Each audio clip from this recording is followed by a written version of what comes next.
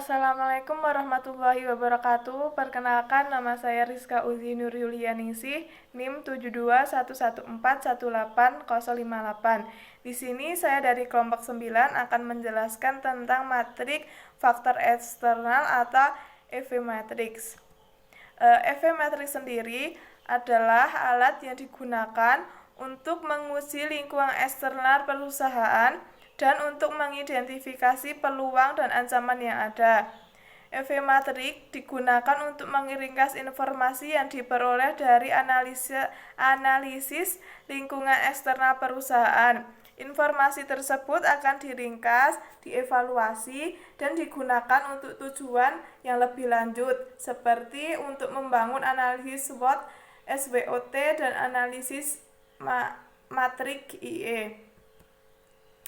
Untuk peluang pada perusahaan Nikon yaitu yang pertama, perusahaan pesaing yaitu Kodak telah menghentikan kegiatan produksinya pada kamera digital. Yang kedua, selama 5 tahun ke depan, IDC International Data Corporation memproyeksikan tingkat pertumbuhan untuk industri smartphone sebesar 27%. Yang ketiga yaitu tren dunia sedang bergerak menuju kamera yang berkualitas tinggi. Dan yang keempat, ponsel telah memacu minat pada fotografi dan menyediakan akses ke komunikasi konsumen yang lebih luas. Dan yang kelima, ada sebanyak 22% masyarakat Cina lebih mengeluarkan uangnya untuk membeli kamera digital. Untuk ancaman sendiri yaitu yang pertama, terdapat bencana alam banjir yang telah melanda negara Thailand dan Jepang. Yang kedua, perusahaan kehilangan karyawan yang kompeten pada bidang teknologi dikarenakan pensiun. Yang ketiga, untuk menguji transparansi, perusahaan melakukan audit untuk menelusuri penggunaan bahan dan kanggo berupa timah melalui rantai pemasok. Yang keempat yaitu Samsung Electronics menginvestasikan dananya sebesar 975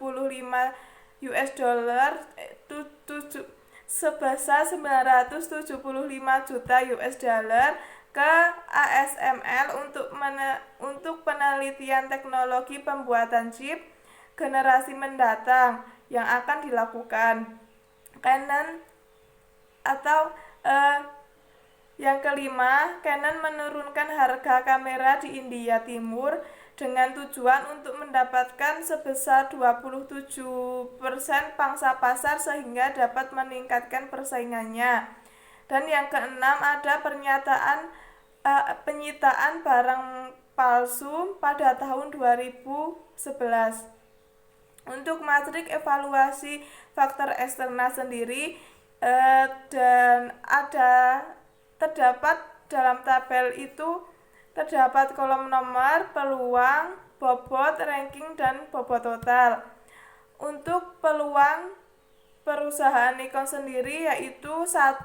Perusahaan pesaing yaitu Kodak telah menghentikan kegiatan produksinya pada kamera digital. Diketahui sebanyak 1,3 miliar US dollar pendapatan Kodak tersedia untuk diakuisisi.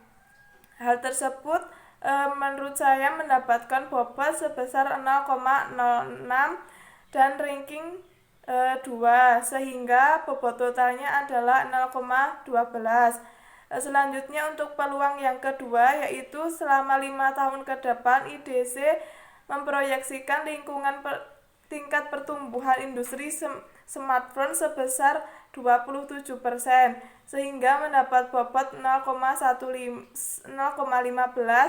dan ranking yaitu sebesar 2 sehingga bobot totalnya ada 0,3. Untuk peluang yang ketiga, ada tren dunia sedang bergerak menuju kamera berkualitas tinggi. Di situ mendapatkan bobot 0,16 ranking 3 dan bobot totalnya adalah 0,48. Untuk peluang yang keempat, ponsel telah memacu minat pada fotografi dan menyediakan akses ke komunikasi konsumen yang lebih luas sehingga mendapat bobot 0,07 dan ranking 4 sehingga bobot totalnya adalah 0,28. Peluang yang kelima adalah sebanyak 22% masyarakat Cina lebih banyak mengalokasikan dananya untuk membeli kamera digital. Di situ mendapat bobot 0,1 dan ranking 3 sehingga bobot totalnya adalah 0,3. Untuk ancaman yaitu bencana alam banjir telah melanda negara Thailand dan Jepang mendapat bobot 0,16 dan ranking 2 sehingga total bobotnya adalah 0,32. Untuk ancaman yang berikutnya adalah perusahaan kehilangan karyawan yang kompeten karena pensiun mendapatkan bobot 0,03 dan ranking 3 sehingga bobot totalnya adalah 0,09. Ancaman yang berikutnya adalah untuk menguji transparansi perusahaan melakukan audit untuk menelusuri penggunaan bahan dan dari kargo berupa timah melalui pemasok, yaitu mendapat bobot 0,09 dan ranking 1 sehingga bobot totalnya adalah 0,09. Ancaman yang berikutnya yaitu Samsung Electronics menginvestasikan dananya sebesar 975 juta dolar ke ASML mendapat bobot 0,09 dan ranking 1 sehingga mendapat bobot 0,5 dan ranking 1 sehingga bobot totalnya adalah 0,05. Ancaman yang berikutnya yaitu Canon menurunkan harga kamera di India Timur mendapat bobot 0,07 dan ranking 2 sehingga bobot totalnya ada 0,14. Ancaman yang terakhir ada penyitaan barang-barang palsu pada tahun 2011 sehingga mendapat bobot 0,06 dan ranking 3 jika dikalikan bobot totalnya adalah 0,18 atau 0,18. Sehingga dari totalnya bobotnya harus berupa 1 atau menghasilkan angka 1. Untuk bobot totalnya sendiri pada Nikon menghasilkan 2,35.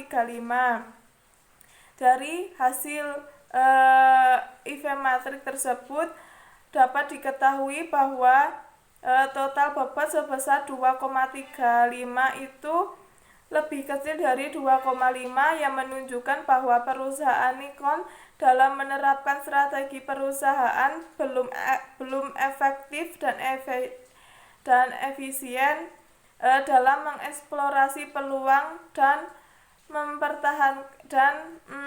meminimalisir ancamannya, sehingga dengan adanya EV Matrix ini diharapkan Nikon dapat mengendalikan masalah perusahaan terutama pada bidang eksternal sendiri atau ancaman eksternal perusahaan, yaitu dapat dilakukan dengan mengoptimalkan peluang yang ada dan meminimalisir atau menghindari ancaman yang ada. Sekian penjelasan mengenai EV Matrix. Terima kasih. Wassalamualaikum warahmatullahi wabarakatuh.